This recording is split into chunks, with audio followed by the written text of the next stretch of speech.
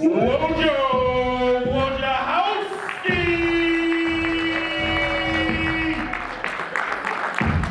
We didn't get to like.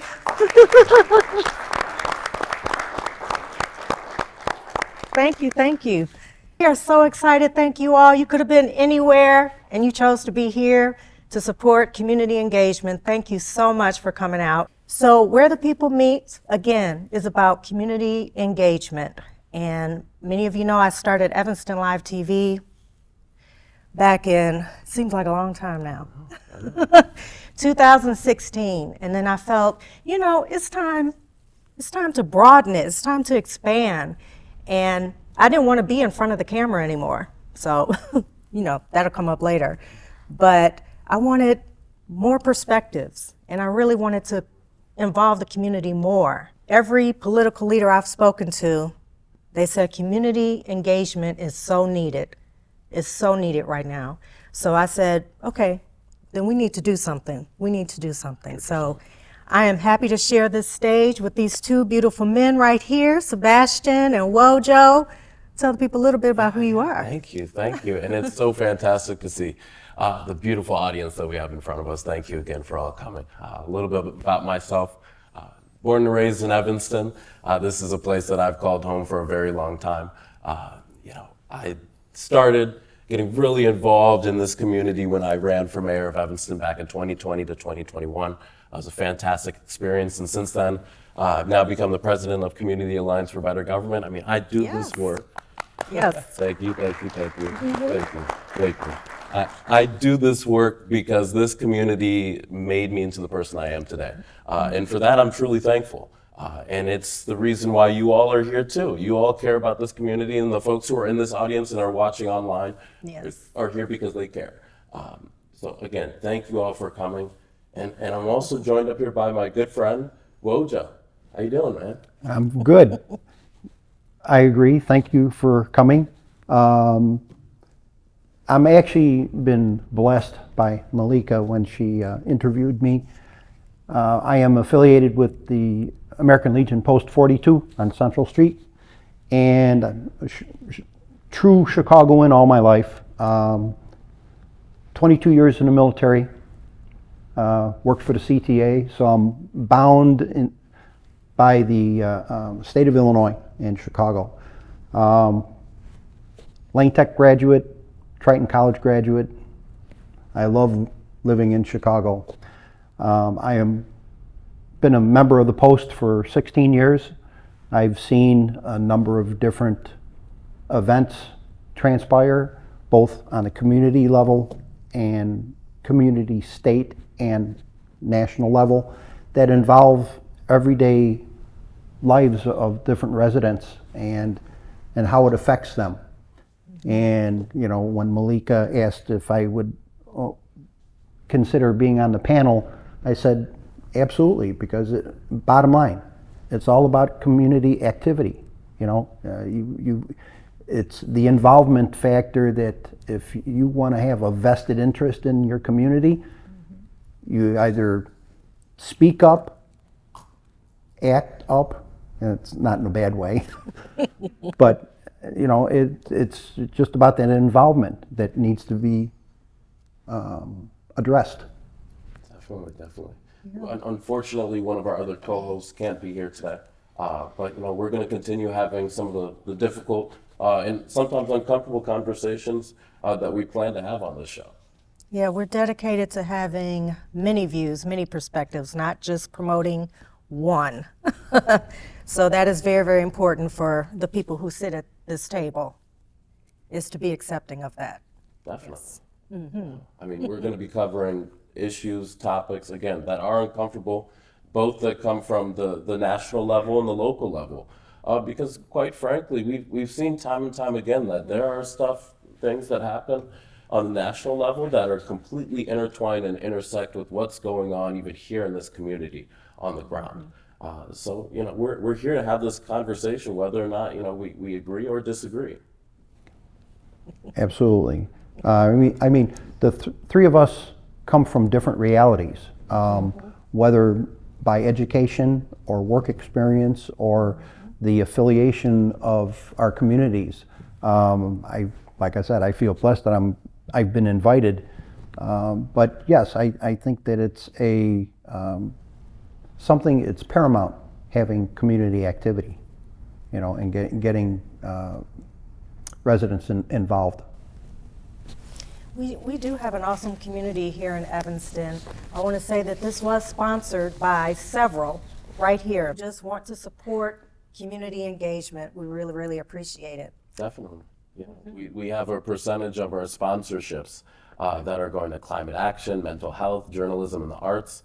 And again, as Malika just said, this goes to show the type of community that we're in, that we have folks in and around Evanston that are committed to uplifting our community. And speaking of active leaders, I believe we have a few messages from some amazing leaders. Hi, I'm Congresswoman Jan Schakowsky, a proud member of the Evanston community. I have been living in Evanston about 50 years. I can't think of a better place to live. And I want to thank Malika Gardner for launching what is called Where the People Meet TV. And that is going to be a series that you can participate in. All of us can participate in a conversation in Evanston. Issues that are important, issues that are fun. We want people of all ages to have a place to go that's all our own. So I am very excited. You should see this as a great opportunity for you, yourself, to participate in the conversation. Where the people meet. You're one of the people. So if you have something to say, don't hesitate to join in the dialogue. I am so sorry that I can't be there at the actual launch. I am in Washington, D.C. I'd rather be with you, but here I am and here you are. So let's make a real go of this launching of a way for Evanstonians to talk to each other, to listen to each other, to make decisions together, work out issues. So this is a fantastic thing that we've never had before, and I look forward to participating as well. Have a great launch, and thanks so much for doing it. Hello everyone, I'm State Representative LaShawn K. Ford, and I am honored to be celebrating the launch of Where the People Meet TV. Congratulations Malika, Sebastian, and Wojo on this incredible achievement. In times like these, community engagement is vital. This is a great opportunity to foster meaningful conversations and collaborations that drive positive change. Local, state, and national governments must work hand in hand with their communities. Staying engaged and informed about policies at all levels is crucial. I commend Where the People Meet TV for creating a platform that amplifies community voices. Your commitment to dialogue and engagement is inspiring. Together, we can create a better tomorrow. I look forward to being a guest on Where the People Meet TV and listening to the voices of the people. Congratulations once again, and thank you. Aloha to Malika and Where the People Meet TV community. I'm Maya Sutoro, co-founder of the Peace Studio. I so regret that my schedule has prevented me from being with all of you in person, but I did want to make this video to extend my heartfelt congratulations to the wonderful Malika Gardner on her Peace Studio Fellowship and subsequent launch of Where the People Meet TV. At the Peace Studio, we believe in inspiring hope and catalyzing transformative social change through journalism, storytelling, and art. Malika's commitment to providing a platform for diverse voices aligns perfectly with our mission. Community engagement is not just an abstract concept. It's a necessity. Growing up, community played a pivotal role in shaping my own understanding of the world. When I was a little girl, my mom took me to small villages all across Indonesia as she worked with artists and artisans to develop cottage industries through microfinance. And it was there that I learned just how important fostering a sense of community is to building empathy, connection, and positive grassroots social change. In community, we heard so many restorative narratives and saw so many powerful solutions that such narratives help to nurture. Malika, your initiative comes at such a crucial time, especially in the challenging times we face. Your dedication to fostering meaningful conversations is commendable, and I'm really honored to share my congratulations, my energy, and my support with you. I hope to meet all of you someday soon, and I look forward to witnessing the impact of this remarkable platform in the years ahead. Mahalo. Hello, I'm Lieutenant Governor Juliana Stratton, and I'd like to congratulate you on the inaugural episode of Where the People Meet. While I really wish I could be there to celebrate in person, I applaud you for raising your voices and uplifting our communities. As your Lieutenant Governor, I encourage you to keep engaging with your communities. You are catalysts for positive change, paving the way to a brighter tomorrow for all. Legacies are built when we join forces and focus on a shared mission. In our case, that's supporting communities through a holistic, research-based approach. By addressing barriers in equity and justice and providing communities with critical resources and information, we make a lasting impact. As the late Congressman John Lewis once said, never ever be afraid to make some noise and get in good trouble. Thank you. Like,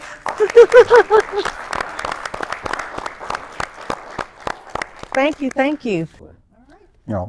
Back in the day, when growing up, it was considered coffee clutching when neighbors would get together at somebody's house, have a cup of coffee, and talk about the neighborhood, talk about things in general, both local and sometimes national even.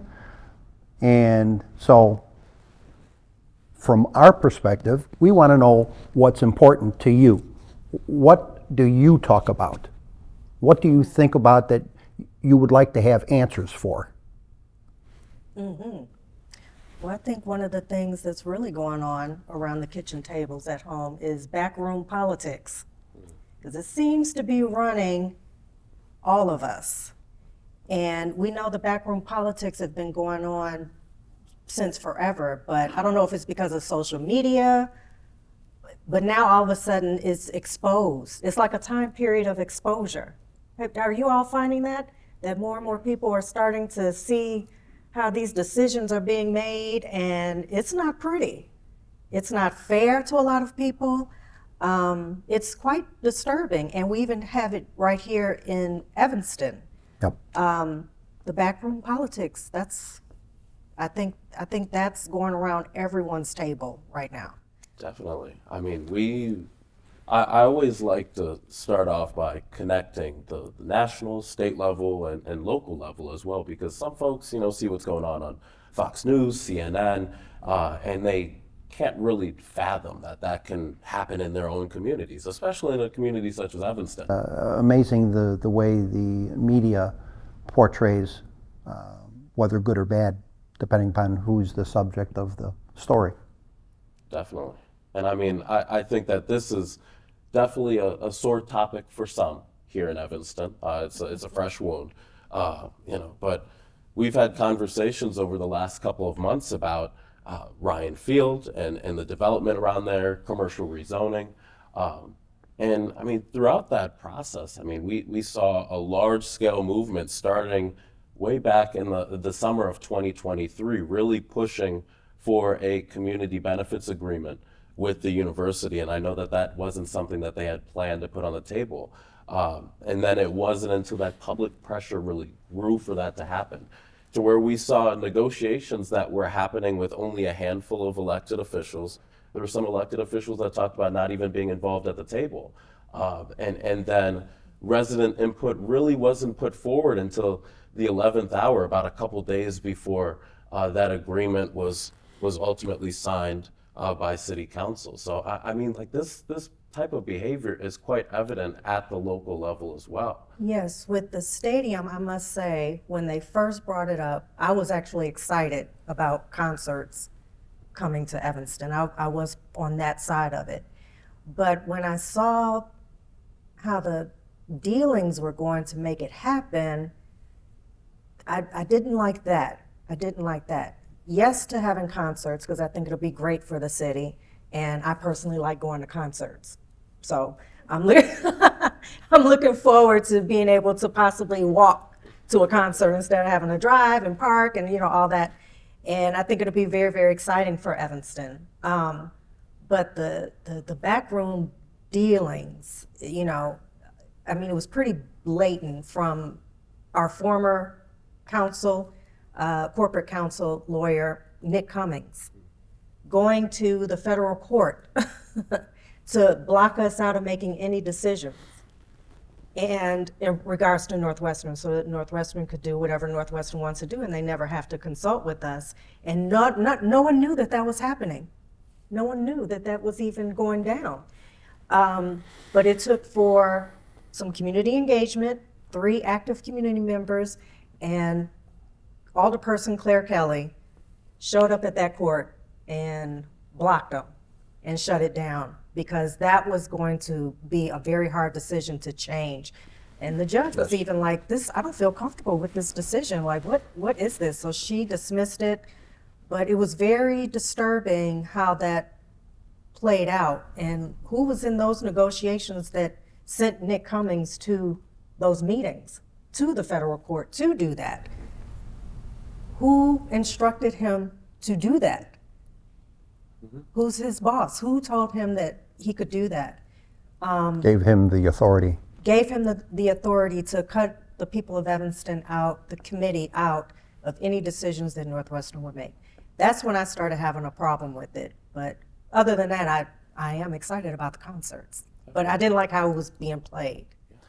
One of my questions concerning the concerts that are going to be played there, that I wonder what the residents across the street are going to feel about it.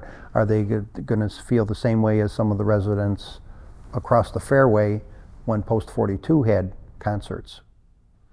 So I mean, I understand that there are different rules of engagement that the Evanston allows for concerts to be during certain hours, so that and I mean, thinking as I go down Central Street, knowing that there are all these houses across the street, and I'm sure some of the residents are not going to be real happy with concerts. But I get it. I enjoy music just as much as everybody else.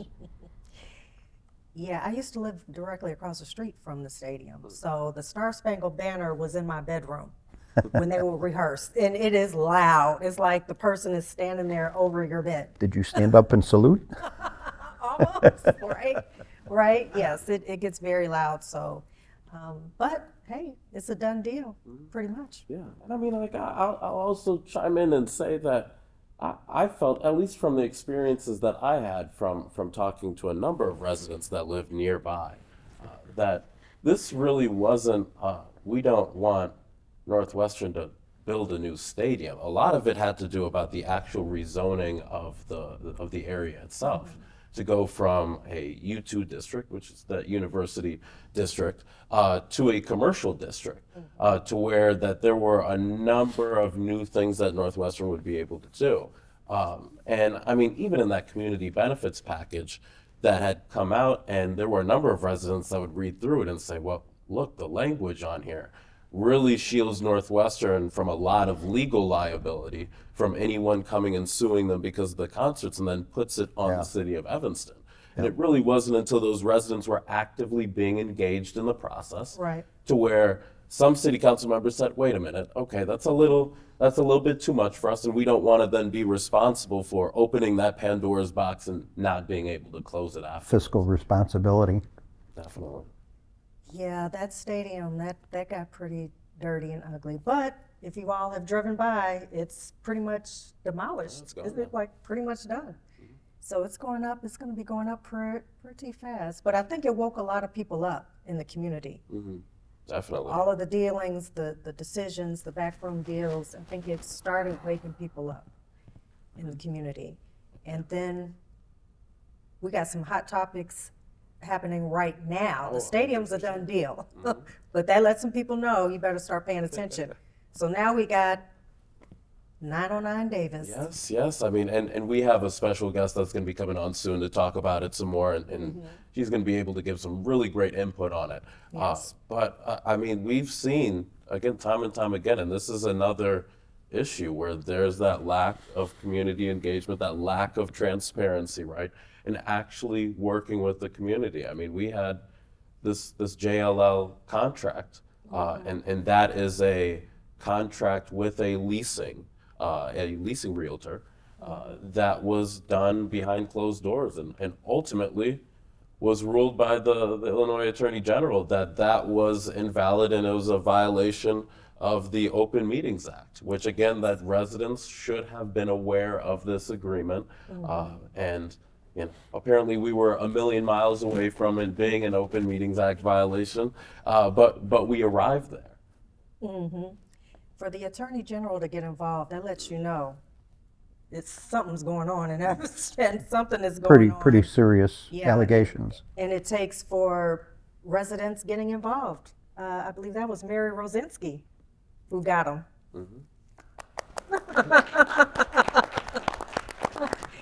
Absolutely. And then the Wesley property, I tried to get Alderperson Bobby Burns here to talk about the Wesley property because those people are being moved out, inconvenienced, don't know where they're going. I mean, it's a lot. But our special guest coming out, she can speak to all of this, and she's a fighter in our community.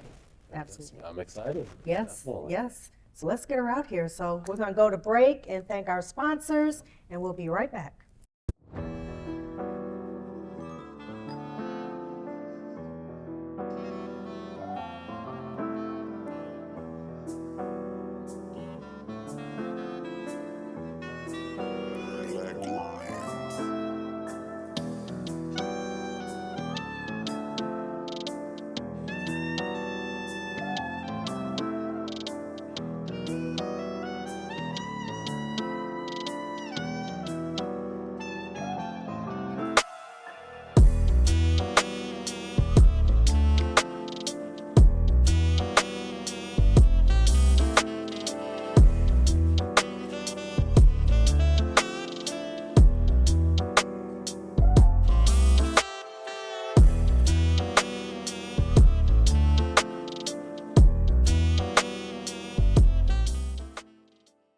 About to bring out a very special guest, you all. I don't know, how many of you watched the city council meetings? Got you? Yeah? Yes, yes.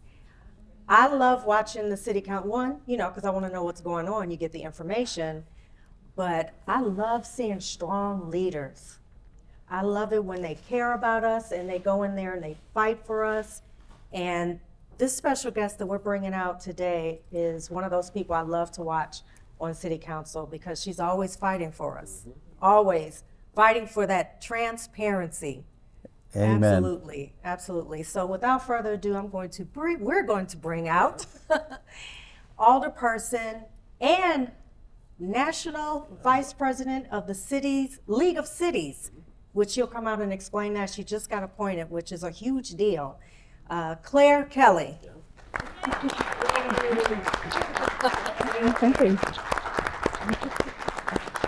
Yeah, thank you. Thank you very much. Yes. Welcome, Thank you. Claire. Welcome, welcome. Thank you. Yes. Wonderful to be here. Yeah, thank you for having me. So tell us about this appointment you just received. So it's vice chair of the Fair Committee of the National League of Cities. That's a finance and administration intergovernmental committee, so relations committee. So that's what it is. Not quite the vice president of the National League of Cities, but nevertheless a really important appointment, important committee that I'm very proud to serve on. That advocates for cities nationwide, looks for policies to help support our cities. So. I'm also on the board of the University Communities Council, which I'm also very proud to serve on, that looks at ways to build the relationships between universities and their host cities.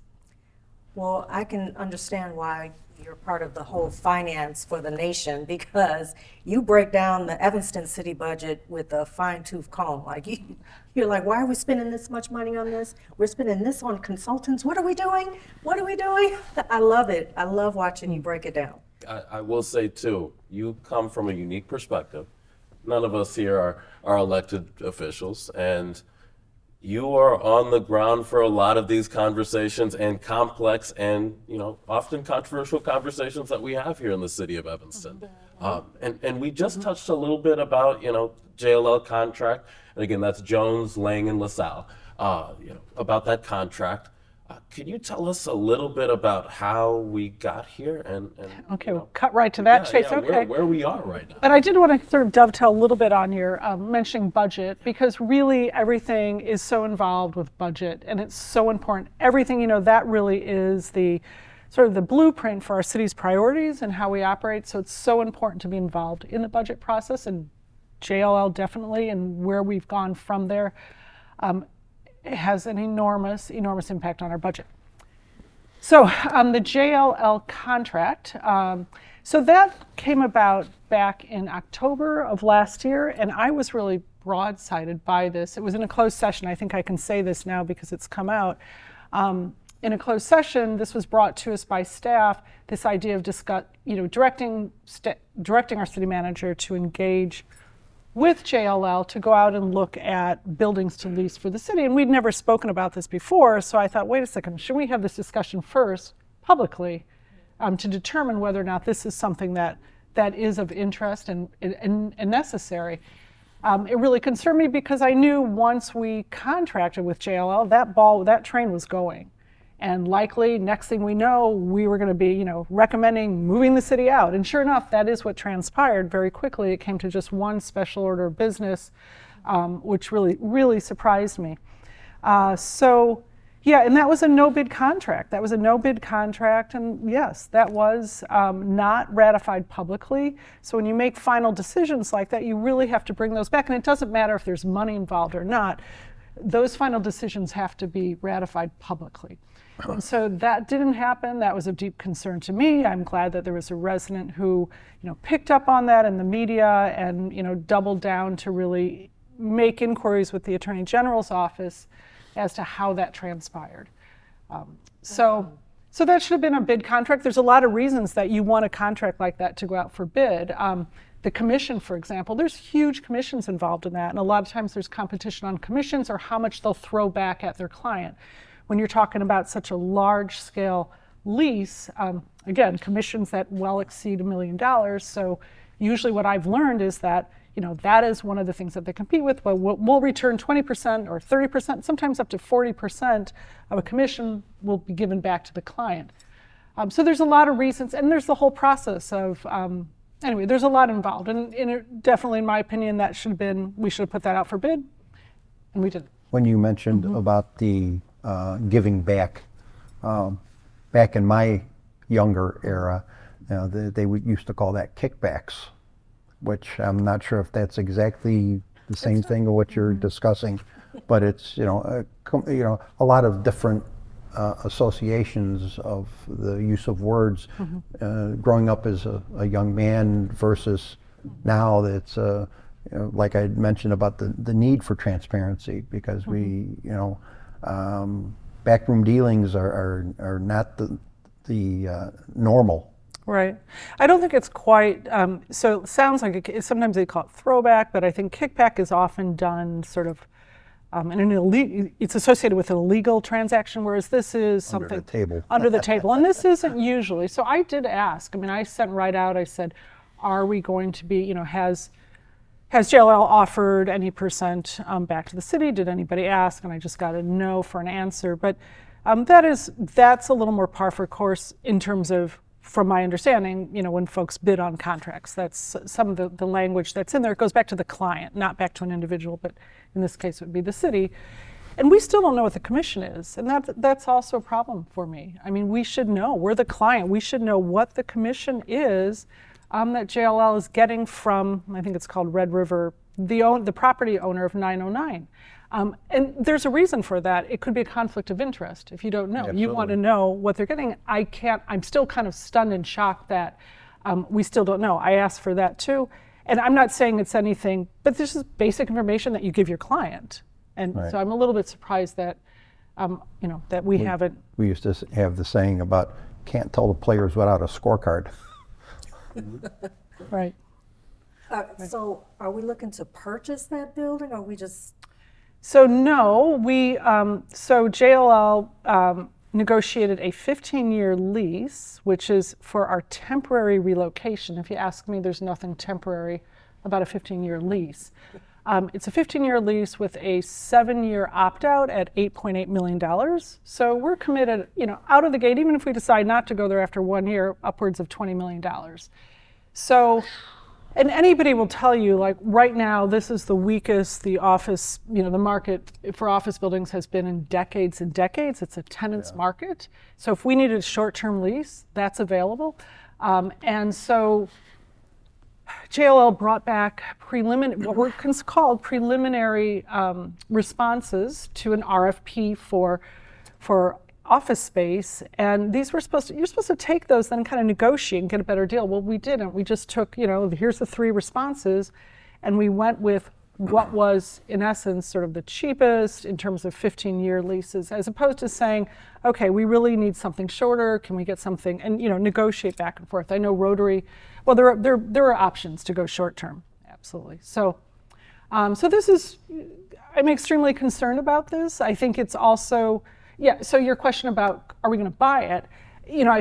I tried to work on damage control. Once we were committing to a 15-year, I would like to have seen us go out and get an option to purchase. At that point, if you get an option to purchase, you can protect your investment in terms of we're going to be investing upwards of $6 million in building out this building that we're only leasing.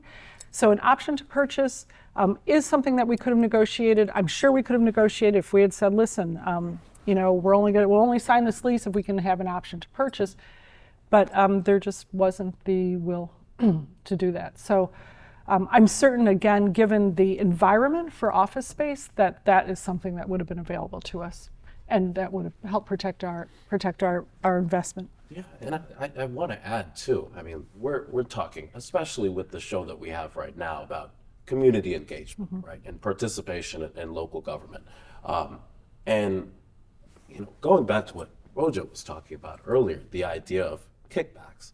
If you as a resident are receiving limited information about a potential deal, right? You go and you read the paper and you say, wait a minute, the city just signed this 15-year lease. When did this happen, right? And this is the first time that you're hearing of it.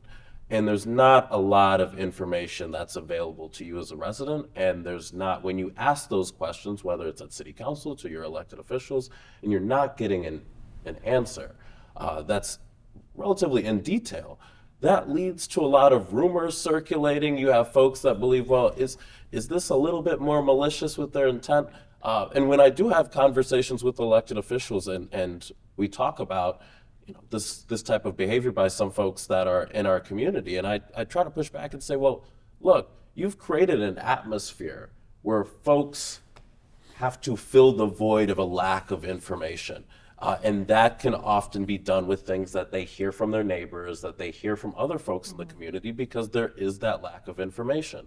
And instead of just engaging the public from the beginning and saying, look, we envision having this 15-year lease because if we decide to renovate the Civic Center, it's going to take us X amount of years, or if we decide to build a new one, it's going to take us X amount of years. That's why we have this set in place, et cetera, et cetera. That quells a lot of the fears that community members have. And it also builds that trust between city government and the people that they are elected to serve. Absolutely. I think part of the problem is it doesn't take 15 years to build. Like I just in our ward where the old Burger King was, that went up in like a year and a half. Yeah. So I don't think that argument would work. So I think there could have been roadblocks. What it feels like to residents, and I will say to me that there was this predetermined outcome that was happening without that open public discussion. So we had this discussion in closed doors about engaging with JLL. And then next thing we knew, I only found out a couple days before that we were actually voting on that, taking action on one of those leases. And that happened in 45 minutes. So yes, to your point, when things don't happen publicly, a lot of questions, people do start to think, well, what is going on? Why were we kept in the dark? Why didn't this come up through committee? Why weren't there discussions? So I think it's reasonable to be wondering. Can you give us any type of indication, because again, we're leasing this property, what's next in terms of the Civic Center? I mean, this is a building that has been historic. I mean, it is named after one of our strongest former mayors of Evanston, right? First black mayor of Yes, yes. I mean, and this is a massive swath of land. So what do we do next as a city? And how do we ensure that, again, the same issues that we've seen now with Ryan Field and the lack of community engagement there, and just the lack of transparency around this JLL contract, how do we ensure that doesn't happen again with the Civic Center? So, I mean, that's a great question. With the Civic Center right now, I'm not sure, but I think a lot of it involves sort of a truth and reconciliation. Like, let's really put everything on the table and understand, why was this decision made to rush this through? There's no rush.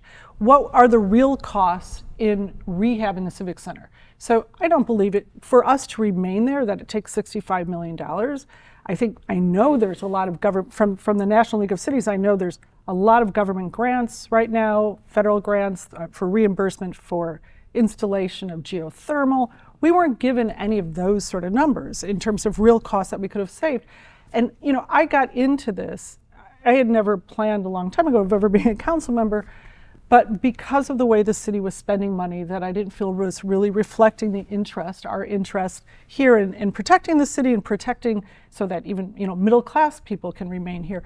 And I just think, you know, what we're seeing now is, you know, like I said, upwards of $20 million easily, if not $30 million, with nothing to show for it. This is in rent. And could that money, imagine if we had taken that instead and invested it in the Civic Center, we'd have something to show for it, something. And that amount of money, the taxpayers have to foot this bill. That's right. I'd be madder than a wet hen, I'll tell you that much. I'm frustrated. I'm very frustrated. Like I said, in the last ditch sort of damage control, tried to, you know, see if we could at least go out and get the option to purchase. So at least we'd have that building if we're going to invest that sort of money. Yeah. And you know, that building was bought under, I think it was being sold for in the 40 millions. It was bought by this New Jersey firm for, I think, around 27.8 million. And now it's so hard to lease these days. So as soon as, you know, our city manager signs that lease, now you got a 15-year lease with a very credit-worthy, you know, tenant for 15 years for 50,000 square feet. That just went way up, right? What they can turn around now and sell that for, I mean, way up.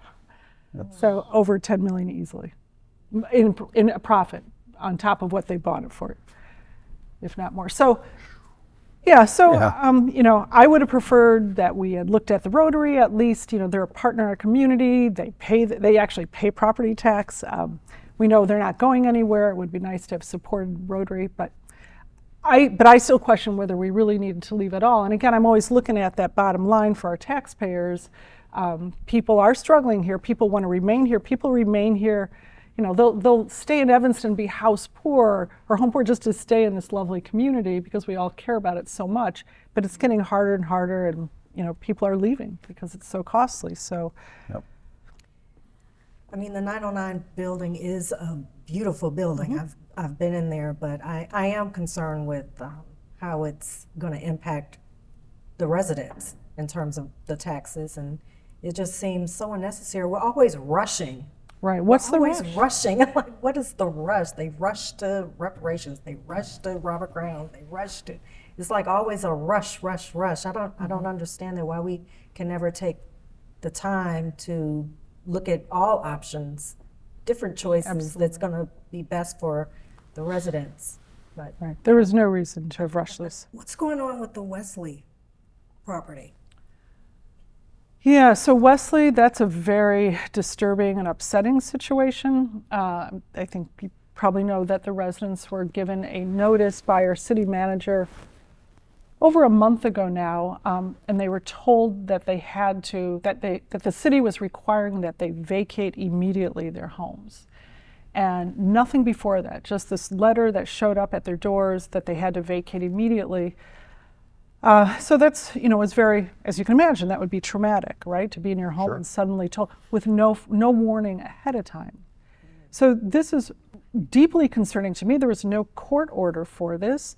There was no statement of violation issued ahead of time, along with the correction order, which is usually given where you state the violations and what the property owner or the manager needs to do to remedy and to correct the situation with a time frame. Like that should be given. You have this much time to fix this, this, and this.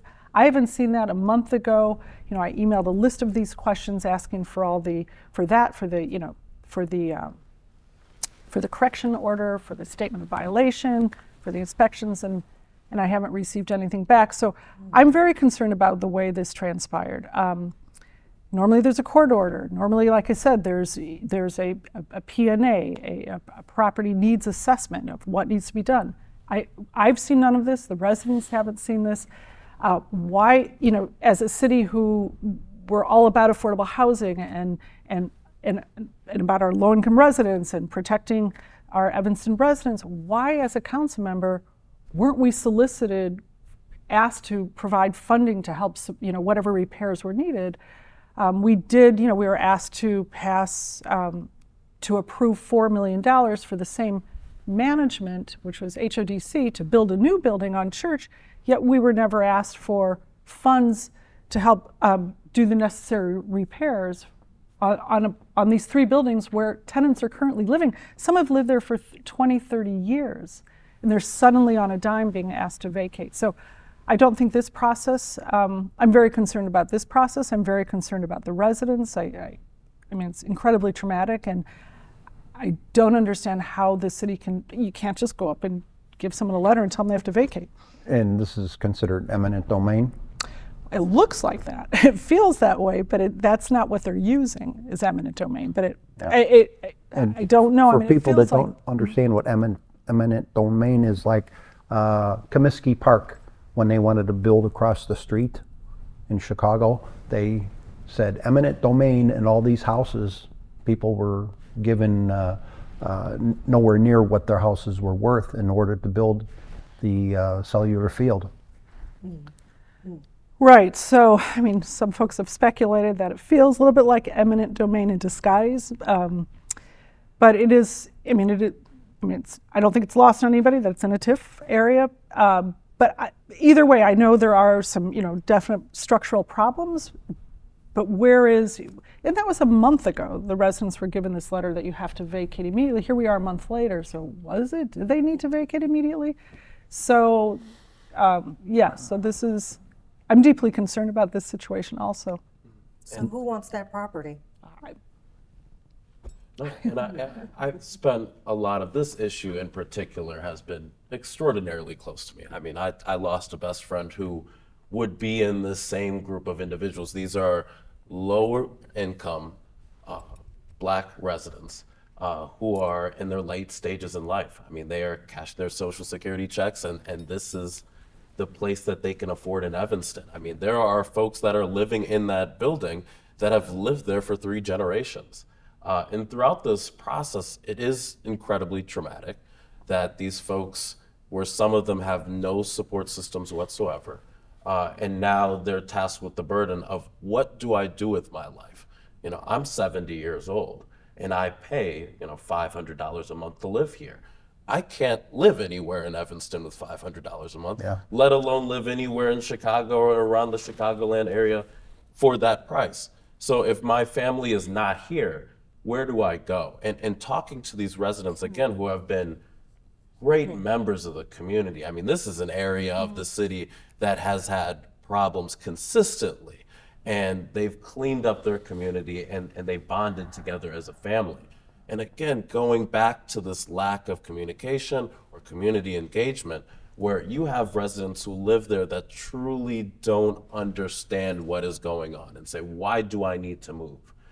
I've seen problems in my building for the last 5 years, and I've complained about those problems. I've written complaints to the managing director, the property owner, and none of it has gotten fixed. And now you're telling me that I need to leave my home. Exactly, and there's not any creative sort of alternative response. Like, what about a limited equity home ownership, where we give these homes and then the city invests in the repairs? There's so many ways, or land trust.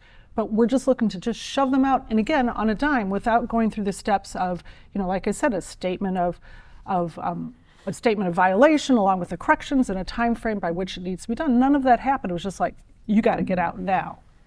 And again, no legal, no court order. Right. And so, yes, I mean, and it's a lovely block, They're right? showing This is their neighborhood. They're showing no just cause as to why. I'm going to come out if anyone has a comment.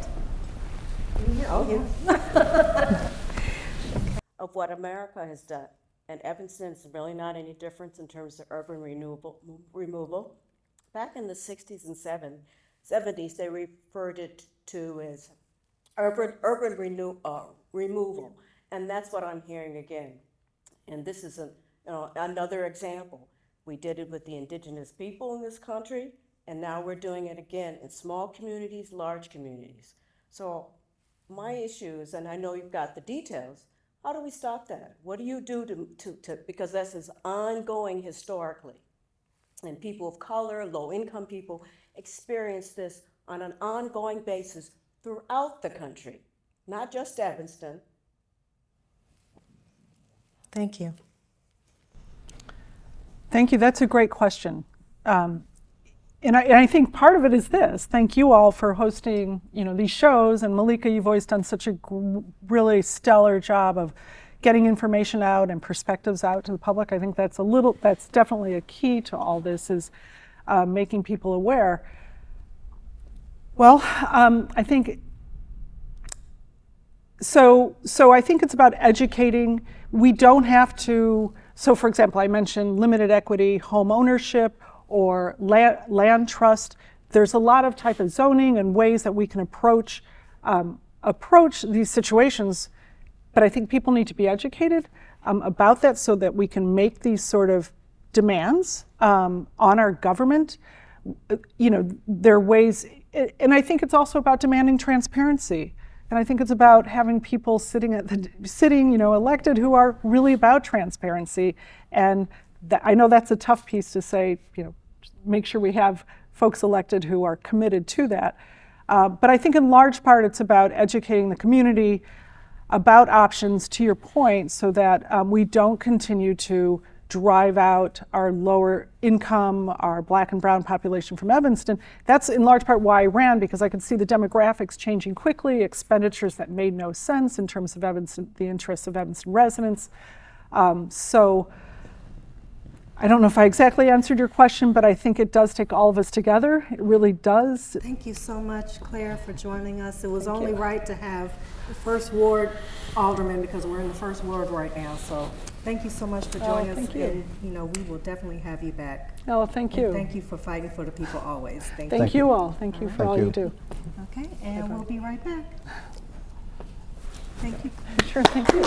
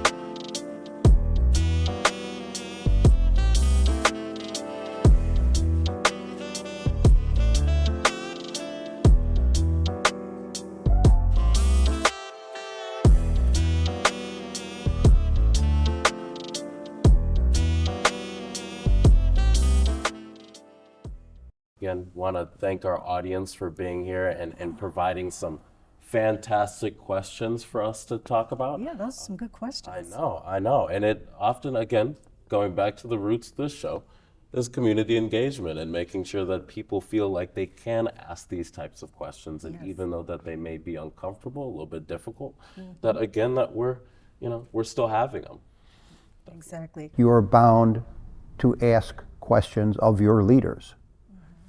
So, and it just goes to prove that even in the civilian world, that it behooves residents to ask these questions. we stay positive, we do the research. As you can see, I was like, we got to get clear on. She will bring the facts. We're all about the research. We're all about a positive impact. And sometimes you got to face the hard conversations, the ugly of it, to get to what's right. What would you say we all agreed on today? I'd say a lot. And I mean, some of it starts with the idea of community engagement and transparency. That in order to effectively have a city, a state, a country that works for the people that live in it, that we need to be willing to participate in these systems. And then in turn, from our elected officials, we have to be transparent with the folks that they are elected to serve. You have to read between the lines, you have to learn to do the research, and you have to think for yourself. I like it. I like that. I think we'll end right there on that note. Well, Joe. Fantastic part. Right. Thank you all so much. Yeah. Be sure to stay tuned. More with Where the People Meet TV.